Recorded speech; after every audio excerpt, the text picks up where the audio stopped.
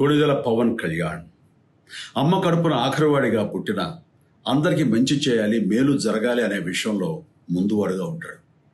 తన గురించి కంటే జనం గురించి ఎక్కువగా ఆలోచించే మనస్తత్వం నా తమ్ముడు కళ్యాణ్ బాబుది. ఎవరైనా అధికారంలోకి వచ్చాక ప్రజలకు ఏదైనా చేయాలనుకుంటారు.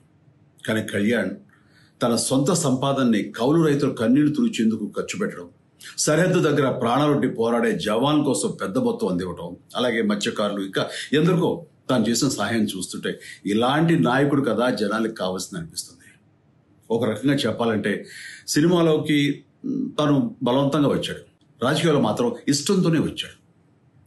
ఏ తల్లికైనా తన కొడుకు కష్టపడుతుంటే గుండె తరుక్కుపోతుంది.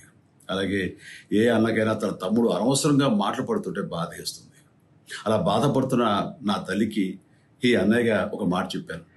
నీ కొడుకు ఎంతో మంది తల్లుల కోసం, వాళ్ళ బిడ్డల భవిష్యత్తు కోసం చేసే యుద్ధం అమ్మా ఇది.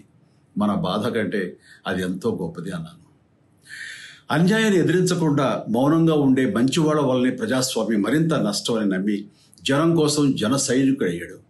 తాను బలంగా నమ్మిన సిద్ధాంతం కోసం తన జీవితం రాజకీయాల్లోకి అంకితం చేసిన శక్తిశాలి పవన్ కళ్యాణ్. ప్రజల కోసం, రాష్ట్ర భవిష్యత్తు కోసం ఆ శక్తిని వినియోగించాలి అంటే చట్టసభలో అతని గొంతు మనం వినాలి. జనమే జయమును నమ్మే జనసేనాని ఏమి చేయగలడో చూడాలంటే మీరు పిఠాపురం ప్రజలు కళ్యాణ్ని గెలిపించాలి. మీకు సేవకుడుగా, సైనికుడుగా అండగా నిలబడతాడు. మీకోసం ఏమైనా సరే కలబడతాడు, మీ కళ నిజం చేస్తాడు. పిఠాపురం వాస్తవ్యులకు మీ చిరంజీవి విన్నపం, గాజు గ్లాసు గుర్తుకి మీ ఓటు వేసి పవన్ కళ్యాణ్ని గెలిపించండి. జై హింద్. నమస్తే అండి.